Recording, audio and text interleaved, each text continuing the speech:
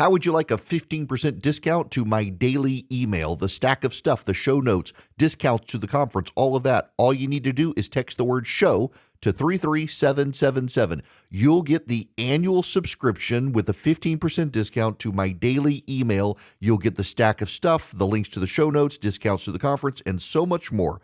All you have to do is text the word show, SHOW, to 33777. Text show to 33777.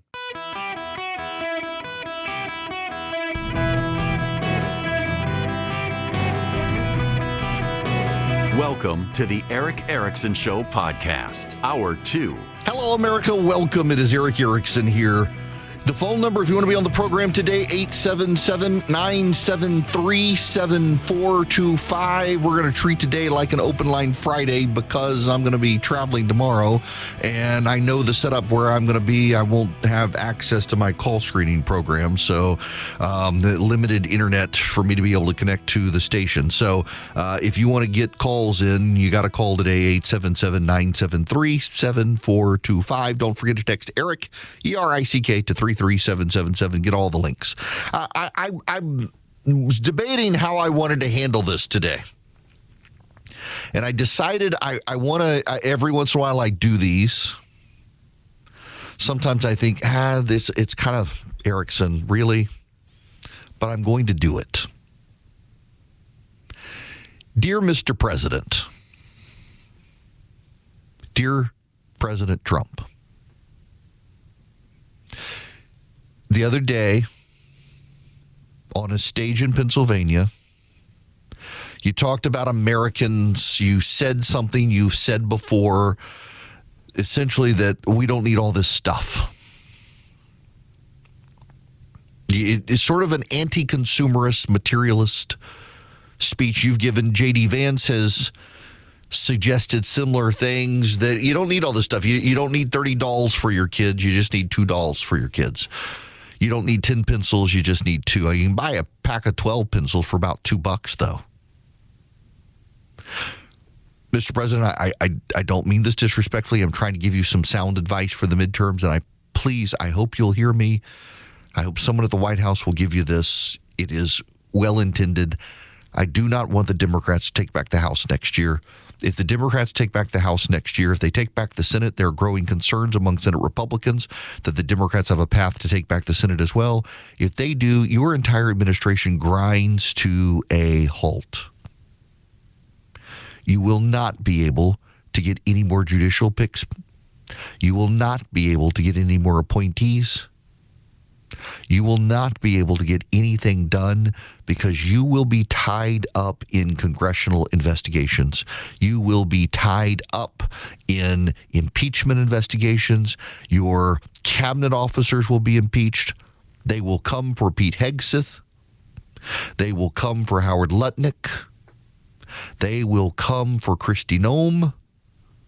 They will come for all of your cabinet. We can't afford for the Democrats to take back power. And already a number of them are doing their light on their hair on fire, how Trump's going to steal the election, how he's going to use ICE, et cetera, et cetera, et cetera, et cetera. Mr. President, we know what's going on here. They have propped up their populations in blue states with illegal aliens, and they are spitting mad at you, coming for that population. And it's not just to preserve an electoral college in 2030. It's to preserve the money they get from Washington, D.C. today. They need those numbers in their states because they want the federal government handouts for their states. Without the illegal immigrants, because of their native population declines, they'd go broke. And, sir, if you lose the election next year and you are headed towards a disaster, the Democrats get to preserve themselves, their illegal immigrant populations. They will defund ICE. They will defund the ability to deport. They will shut down the government. They will deny you everything and grind you down with impeachment investigation after impeachment investigation against yourself, the vice president, the cabinet, anyone they can. You don't want that to happen.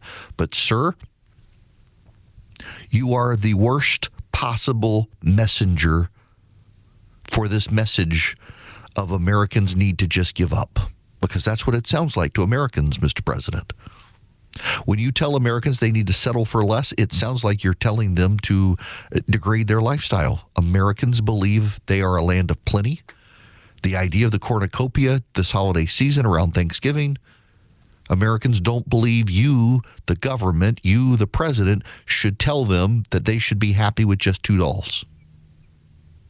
But, Mr. President, this also goes to you directly. And again, I say it lovingly with respect, and the idea that we got to avoid the Democrats taking over the House next year. But, sir, you have a 757. If you recall, I was one of the very first people to interview you after you got your 757.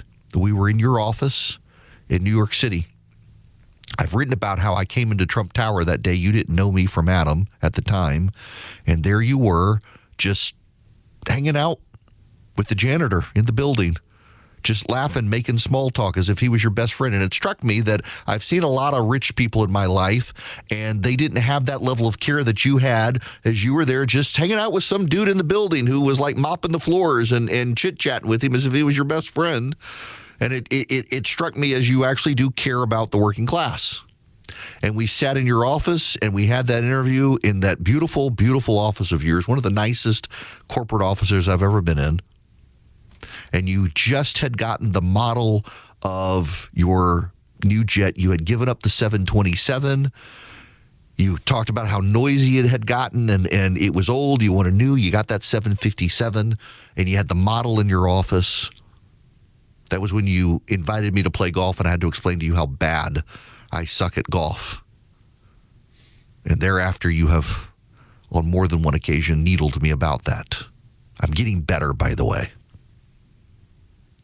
But, Mr. President, you have a plane with your name on the side of it, and you have a house in Florida that has a name. My house doesn't have a name, Mr. President. Nobody except rich people live in houses that have names. And I'm not talking about the White House. I mean, you actually do live in the best of the government projects in America. You're a leg up on every other person who lives in government housing. You got the best one for yourself right now, but that's not the one I'm talking about.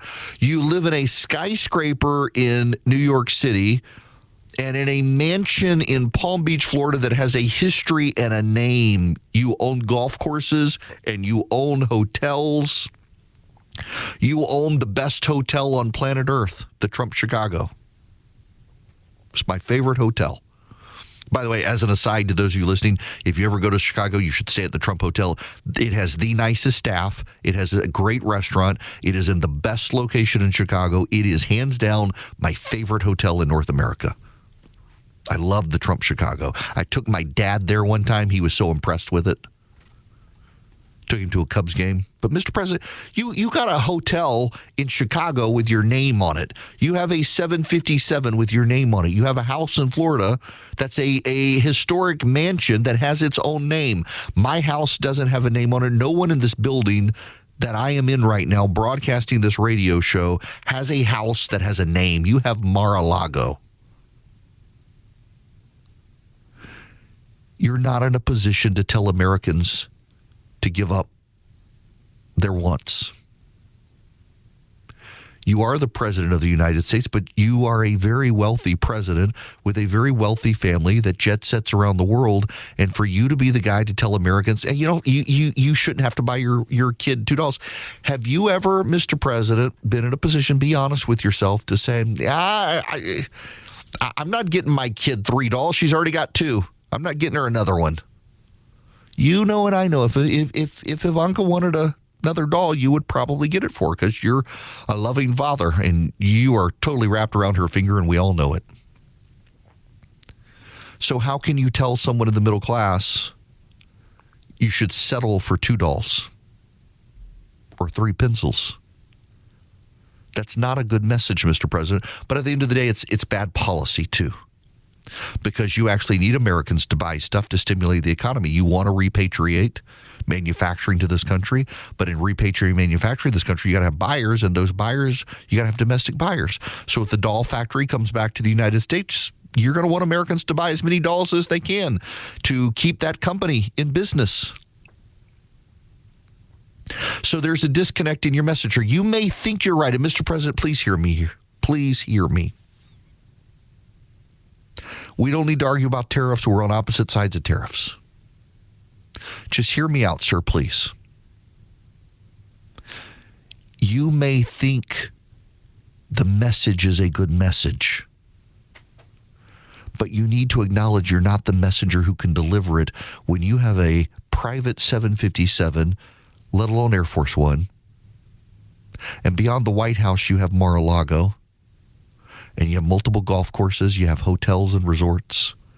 You don't live like ordinary Americans. And so for you to live a lavish life outside of being president and tell other Americans, y'all don't need to buy $2 for your kids, it's not going to sell. But it's also the policies, Mr. President. People appreciate that gas is cheap, but it hasn't translated into cheaper prices at the grocery store. Forget beef. Let's take beef out, because you and I both know there are larger macro global issues related to the price of beef. But you lowered the tariff on coffee, and coffee prices immediately came down, which suggests that someone in the White House actually does know that your tariffs have driven up grocery prices. And so now you're taking tariffs, all those things, and they're coming back down. But did you know, Mr. President, you have a limousine right now, you get driven around places, that the car of the lower middle class has been the Toyota Camry? And now it's like $30,000+ to get a Toyota Camry. And part of that is the government regulations. And by the way, kudos to you, Mr. President, for recognizing this issue, that we actually need to deregulate the features on cars to drive down the cost. But also, Mr. President, actually, the aluminum and the steel are causing the price to go up because the domestic manufacturers raised their prices. Because you set the tariff so high, people understand that in the steel and aluminum industry that they could raise their prices but still keep them lower than the tariff. So even the domestic prices went up. And so that's driven up the cost for the middle class to buy a Toyota Camry, to buy a cheap car. The cost of living has gone up because of this. So it really does, Mr. President, again, we can disagree. We can agree to disagree on tariffs, but saying we got there, we got fair trade, now let's have free trade. Let's get rid of tariffs and see what happens now with our partners and friends around the world who are our allies. They'll go 0 for 0. You're immediately going to lower costs. We haven't even gotten to January. We haven't even gotten to January, where the real mainstream election season for the midterms happens. We're in December. People are going to go into January. We got a federal rate cut. You get rid of the tariffs, prices comes down, the economy explodes. And then if you really are committed to the tariffs, you can bring them back after the election. But for now, to go out and tell people tariffs are good, we're going to bail out the farmers, and to tell people that tariffs are good because we got steel mills coming back in this country, but the prices are higher for the steel, and to tell Americans that they only need $2 for their kids, that message isn't going to translate to people. Why? Because the vision of this country, the American dream, has always been as a land of plenty, Mr. President. And a land of plenty means that people get to buy their kids as many dolls as they can afford and want to buy for them. And for the president, who has a plane and a house and golf courses, to tell the mom and dad of the middle class, you've got to settle for $2. Up until you arrived, and with this message, every president has had the message of, we're a land of plenty, a land of opportunity. You should be able to have plenty. If you believe you're on the right course, sir, and you believe this is a message that Americans do need to start sacrificing, they do need to cut back, they do need to be less wasteful, less consumerist, less materialist, you need to lead them into the conversation slowly. And you probably need someone else to do it. If you don't get the message right in just the next few weeks, it's going to start solidifying with people that you want them to give up. And that's not what you mean, and I know it's not what you mean, but that's how people are going to interpret it. They're going to interpret it as you want them to cut back and to compromise and to settle for less. And Americans don't want to settle for less, and that's how you saying this comes off. And if you can't find a better way to do this, Mr. President, you're going to have Hakeem Jeffries as speaker. You might get a Democrat back as leader of the Senate in the worst case scenario. And if you do that, your administration is going to be ground to a halt. The good people in your administration are going to be chased away by congressional investigations. And your legacy will come to an end as a lame duck who can get nothing done. So you've got to get the message and the policies related to the message right now. Time is running out, sir. You need to do something other than tell Americans to settle for less. Hello, welcome. It is Eric Erickson here, 877-973-7425. Should you wish to be on the program, had a fantastic event here in Jacksonville, Florida last night with our affiliate WOKV honoring veterans and the military here. A huge military community in Jacksonville, one of the very few cities in the country that has a military affairs department outside of New York City. And they spend a lot of time coordinating with both the military presence and the veterans organizations here. And just an incredible group. One group dedicated just to helping women in the military transition back into civilian life. Others helping homeless vets. Others helping get rehabilitation and therapy, and just what a tremendous outpouring of community support last night here in Northeast Florida. Just great people. It was a fun event. And tonight, doing a bourbon tasting here is a charitable event. Sold out. Sorry, you can't come. Can't tell you where it is. It's for people who are donors to the Children's Cancer Fund here in Northeast Florida. And it should be a great group of people here. Really enjoy coming in. The weather's great. I got put up last night at the Ponte Vedra Inn, which is right on the, literally, I walked out the door to my hotel room right on the sandy shore of the beach. It was fantastic. And the most comfortable hotel bed I have ever stayed in my life. Good gracious. And thanks to Officer Mark Lay last night for great security and fun to hang out with. Now, I got to tell you, there is time for you to reach out to Vision Computers at 404 Compute right now and see if they can help you with your tech needs. And here's a great stocking stuffer idea. If you've got a kid with a computer in college, or they're in the gig economy, or a parent and they run into issues with their computer, Vision Computers can be their managed IT solution. It's just $199 a year per computer.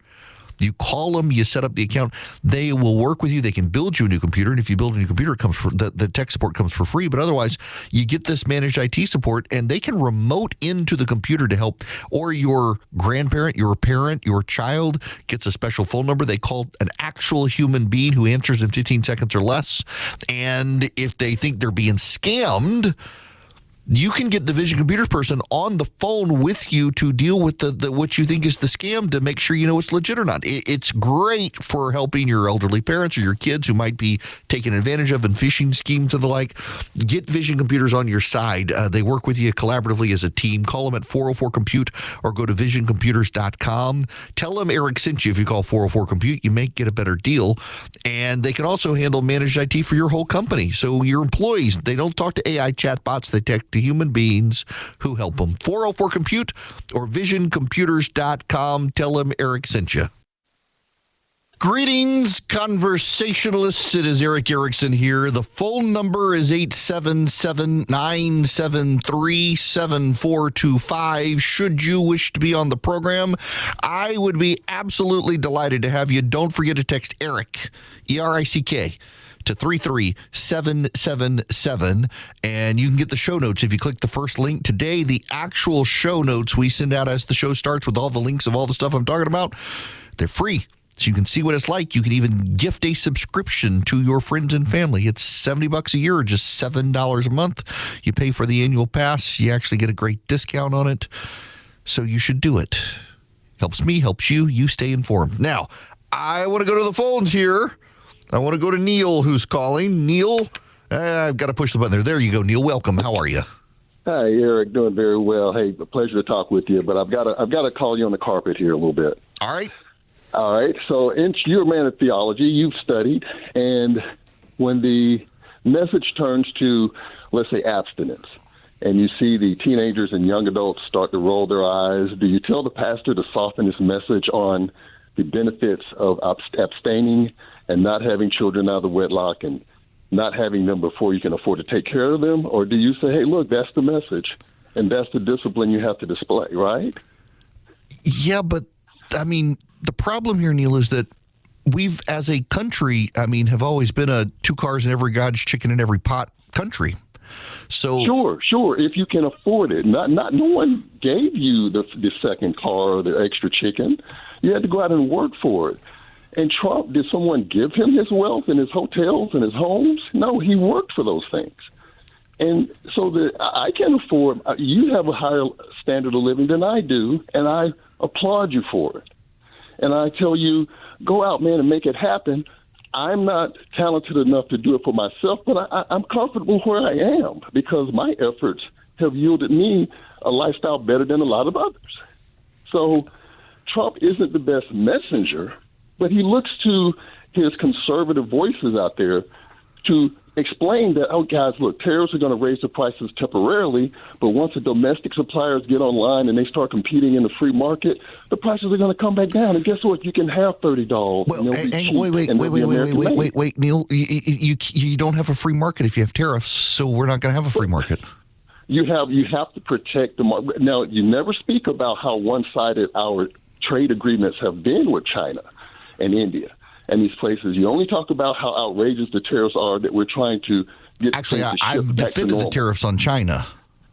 Well, yeah, I know, but all of them are working along that line, right? We've been terribly out of balance, terribly. When we've just given away the franchise in order to open up foreign markets for whatever reason. No. I actually don't agree with that, Neil. I don't think that's the case at all. And in fact, I mean, like the president even said when he was talking about you don't need $30, you only need $2, that we don't need the sock manufacturers in this country. Why? Because even the president wants you to buy as many socks as you can for cheap. Sure, once they're being American made. But that's okay, and I'm okay with that. Be a little protectionist because I don't know if you know about the gentleman. All he wanted to do was make a grill scrubber. Have you heard about that one? Yeah, I have heard about that one. Yeah, and it took him, 2 years to source a grill scrubber, all the parts. Even when he thought he found an American manufacturer who could make him the part, turned out they were sourcing it from India or China. And the long-term effect of that is the same. If you have children out of wedlock at the age of 18, you're going to have a hard life at 20, 30, 40. It's the same concept. Either we make these hard decisions now. I see it differently, though. You want to make a grill scrubber, you want to make it completely American manufactured. This is like the Montana Knife Company, which, by the way, is a fantastic company, but did the whole thing about how you got to be, if you just buy American, you don't have to pay the tariff. And then when they went to buy their equipment to make their knives, it turns out that the parts within the equipment, all of them are sourced abroad, and so their costs went up and they got impacted by tariffs. We don't live in a society where we're so disconnected from the rest of the world that we're not going to be impacted by the tariffs. We are. I know we are. I know we're temporarily. Let the manufacturing come back. Let the entrepreneurs see an opportunity where some guy with a 3D printing operator coming out of college can't find a job anywhere else, but he can get the investments to get the 3D printers online and make cheap dolls. Everybody, you can have 30 cheap dolls again. But you can't make a doll as cheap in this country as you can somewhere else. And if you do make a doll as cheap in this country, it means our standard of living has gone down. No, it means that you just have to go out and work. If you want $30, go out and work. Go out and make the money. If that's your ambition to have $30, go out and make the money to get $30. I don't disagree with that at all. But if you want to bring the doll manufacturing back into this country, you're going to have to work a lot harder than if you just let the dolls be made in Malaysia. Yes, and you're going to have to abstain from certain life decisions. Yes, I see what you're saying, Neil. I do, but you're asking the American public between now and the midterms to just suck it up with high costs because it's at some point we're going to go lower. And no president has ever asked the public to do that. Well, we should have. Well, Obama went out there and said, remember when he was president, he told you can't expect 3% GDP growth anymore. Just and what happened? They got blown up in the midterms afterwards. But honestly, though, a little bit different because he was wrong. Trump comes in and it jumps up to 2.3%, whatever it was. So Obama was wrong, right? But he did try to deliver bad news. And I guess my main point is this: the policies on the left are horrible. I agree. Horrible. But the media that backs them up, by God, all you're going to hear are the positives. They're going to sell it. the conservatives, you're absolutely correct. The messaging has to be correct. Donald Trump isn't the best messenger. I preach that myself. But what he depends on are those voices, the conservative voices in the media and everywhere else to say, hey, look, you're right, guys. It's going to get bad for 2 or 3 years, but 5 to 10, we're going to be a lot better off. Yeah, Stick to it. That's Because the problem, though. A lot of conservative middlers or undecideds. But Neil, you keep saying you got to have the conservative voices, but there's not been a conservative in this country since before Calvin Coolidge who supported tariffs. It's actually a progressive policy. Well, I disagree to a bit. I think, Reagan was a good conservative. I think Trump. Yeah, but even Reagan, when he imposed the tariffs on Japan, said tariffs are terrible public policy, but he was making an exception for that microchip. I get that. And honestly, I believe if I got Donald Trump in a room by himself, he doesn't want tariffs to remain. He's using it as the way to force the door. And I think long term, even he would say, no, I don't think this is a long term viable thing to do. But right now, I've got 2 years to try to force this thing in a direction. Okay, so let me put a period on that thought for you, because I got to make this point. Yeah. By the way, I've appreciated this conversation, but here's the problem: is people are stupid. And they're also voters. And on that we agree. You can't tell them you're going to have pain for 2 years and then it's going to get better, because they've already had pain for 4 years with Joe Biden, and you promised to come in and fix it. You didn't promise to come in and do more pain for 2 more years. That's the message problem for the president. You're right. But I think if we got to give them more credit for being, they can learn. They can be smarter than they've been for the last 30 years. Do you know people, Neil? Yeah, I know. Hey, appreciate you. Listen, I appreciate the conversation. I really do. But I disagree with you in this regard, that when you come into office and say, I'm here now and it's going to get better, and then you impose tariffs and by your own admission acknowledge the tariffs raise prices, when Donald Trump got elected because prices were too high, and suddenly we're now a year into his presidency, he's like, you got to give me 2 more years for the tariffs to go away after they restart. That's horrible campaign messaging for the midterms, and it's going to wipe out the Republicans, just by your own admission. So I understand what you're saying. I disagree with you that tariffs will actually, over time, bring costs down and repatriate a lot of manufacturing. We have the trade deficit numbers here out today. That's a lot of Trump supporters saying it's good news that our trade deficit has gone down. I interpret it as actually what it means is that foreign companies are trading less with the United States, which means we're buying more domestically, which is what the president wants, but we're doing so at a higher price, which is coming out of people's pocket. And the president came in and said with his election, I'm going to bring prices down when I get there. He came in on January 20th and he says, your favorite president is back. Prices are coming down. And then he put in tariffs. And Neil, by your own recognition, you understand that prices have gone up because of the tariffs. And they should have been more strategic if they wanted to do that. And a great example is Ronald Reagan in 1980. Ronald Reagan got elected. He came into office and he said, listen, we got to raise interest rates if we're going to get rid of inflation. Inflation's killing the economy. We got to get rid of inflation. The only way to do it is to jack up interest rates. And that's going to be painful.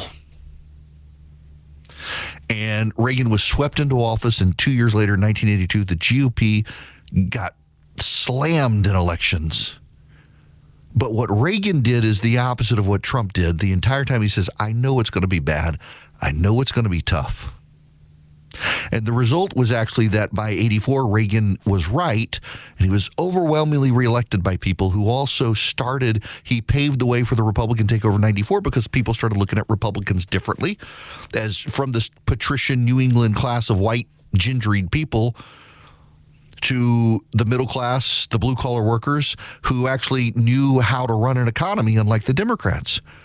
And so they still got battered and bruised in 1982, but it could have been a lot worse had Reagan come in and said, we're going to raise interest rates and everything's going to be fine. No, he came and said, we're going to raise interest rates and people are going to be miserable, but we've got to do it because if we don't, it's going to be even worse. And by 84, he could run the ads, it's morning again in America.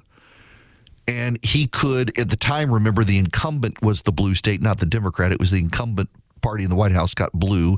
The challenger got red. In 1980, it was the bloodbath, the Reagan bloodbath against Carter, because Reagan was the challenger in red. In 84, he was blue, the incumbent. And it was called the Reagan swimming pool. Only Minnesota went red. Only Minnesota went to the Democrats. Everything else went to the Republicans. The incumbent party in the White House, they were designated blue on the map by the Associated Press. That's, by the way, in 2000, how we got this red state, blue state divide is that historically, going back to color television, the Associated Press handled all this, and the incumbent party was blue and the challenger party was red. And in 2000, the incumbent party were the Democrats, so they were blue. The challengers were the Republicans, they were red. And so it became the red state, blue state divide. It was the first election in modern history where someone got elected president losing the popular vote. It was so seminal, we got the red state, blue state dichotomy to mean Democrat, Republican, as opposed to incumbent challenger. Reagan in 1980 came in and he said, y'all, it's going to be painful. It's going to suck. We don't like to do it, but we've got to do it. I support the Federal Reserve jacking up interest rates. It's going to raise costs. It's going to slow the economy. It's the only way to get rid of inflation. And the Republicans got battered in the midterms, but the incumbent party tends to. It could have been a slaughter of the Republicans had Reagan come in and done what Trump has done when he got in and said, I'm here, everything's going to get better. Trump gets elected, says, look, it's the cost of living. Voters say it's the cost of living. They tell the pollsters it's the cost of living. They tell the exit pollsters it's the cost of living. They're still saying it was the cost of living. Joe Biden and inflation, it drove up the costs. And Donald Trump says, I'm elected. I'm going to fix it. I'm coming in. Tariffs. And as Neil, our caller, points out, yeah, prices are going to go up because of tariffs. But that's not what he promised. Had he come in and said, look, y'all, we've got to do tariffs to solve the problem because tariffs are going to actually ultimately help bring down inflation. Yeah, but how? By slowing the economy. But we got to do it because we got to get rid of inflation. We got to repatriate. We got to do all this stuff. And I'm not asking you Americans to sacrifice. I'm just saying, please live within your means. He could have done a better message. And the result is next November, if this isn't turned around, we see where it's going to go from all the elections we've had this year. And the Democrats are going to get swept into power and destroy the president's ability to have an agenda. So if you want the president to be able to do a lot of good for the next 3 years, you need to be urging him to change his message right now. And frankly, I think you need to urge him to get rid of the tariffs until after the midterms, because that will immediately bring down costs. And you're like, Erickson, you're no expert. How do you know it'll bring down costs? Because my coffee that I buy, the 5-pound whole bag of beans from Guatemala, was $96. It went up to $160. It's back down to $100. Why? Because he got rid of the tariff on coffee beans from Guatemala. The costs, it skyrocketed, and now it's come back down. It was immediately 3 months. It was this high, and then I get a 5-pound bag of medium roasted beans from Guatemala because my wife and I are coffee snobs. I love whole bean coffee. I have a Jura coffee machine that grinds the beans and gets it perfect. Yes, because I can. I'm living within my means. There's a story on buying the coffee machine. I can't tell it on the radio. Didn't mean to buy it, but I got stuck with it. It was worth it. But I've seen the tariff effect in my own life with coffee beans, where the price was, where it went. They got rid of the tariffs, where the coffee price has gone back. And I'm telling you, if you get rid of the tariffs and all this other stuff, all those costs come down immediately before the midterms. And the president can say, look, I brought down costs. And how he can spin it is, we got fair trade. I told you the tariffs were for fair trade. Now that we've got it, let's do free trade, 0 for 0. You give us 0 tariffs, we give you 0 tariffs. And he makes it about what those other countries do, not what we've done. So he's not giving up the game to them. He's dominating them and getting 0 tariffs in exchange for 0 tariffs. And he wins and mitigates what's coming. I just got to say one more time, Neil, great call. I appreciated the ability to have a great conversation with you. Thank you very much for doing that. 877-973-7425. Those of you on the phones, be patient with me. I will get to you when we come back, which Neil and I went long and I talked a little more. So gotta wait. I do need you to know there is some news. The health care vote in the Senate has failed to get the Democrats' health care plan across. They fell short by 4 more votes. A number of Republicans, including Josh Hawley of Missouri, sided with the Democrats on the Obamacare extension. John Fetterman came out and said he knew it was going to fail. He really just wants a one-year extension so they can figure something out. He's willing to vote for a one-year extension. Republicans not inclined to extend Obamacare subsidies, though, so we are watching to see how this plays out. Going to be very interesting to see what compromises they come up with in the House and Senate that can get through both the House and the Senate in order to reduce the burdens of healthcare on Americans that Obamacare is causing. And I would just say to the Democrats that until you can be honest that it is Obamacare that is driving up these costs, you're not going to be able to get a lot of help from the Republicans. And don't go complaining about it because it's just true. The Republican Party does not want to extend Obamacare subsidies beyond what is necessary. And frankly, at this point, I don't think it's necessary. We got to find a different path forward for healthcare. It's just Obamacare is wrecking the country. It is taking from our GDP. It is not good, and we got to do something else. Now, you may want to do something else when it comes to your banking options. You may want to find an online bank. You don't need a branch. With an online bank that can allow you to deposit cash, and an online bank where you can deposit checks, and an online bank that does business checking, you got opportunities. You go to oldglorybank.com/Eric, oldglorybank.com/ERICK. Old Glory Bank is my bank. I got a no-fee checking and a no-fee savings account with them. They have premium accounts that have interest-bearing checking, higher interest rate savings accounts. If you're active duty military, they waive some fees. If you're a veteran, first responder, they waive some fees. They do mortgages. They do CDs. They're a full-function bank. They're also great for business, particularly conservatives who are worried about progressives trying to drive conservatives out, the gun manufacturing industry and the like. Old Glory Bank is there for you. oldglorybank.com/Eric. oldglorybank.com/ERICK. If your kid needs a custodial account, look, they got a great app. They're digital. They're great for kids. Check them out, oldglorybank.com/Eric. By conservatives for conservatives. They headquartered in Oklahoma City, Oklahoma. oldglorybank.com/Eric. It really is my bank. Member FDIC, equal housing lender. Terms and conditions apply.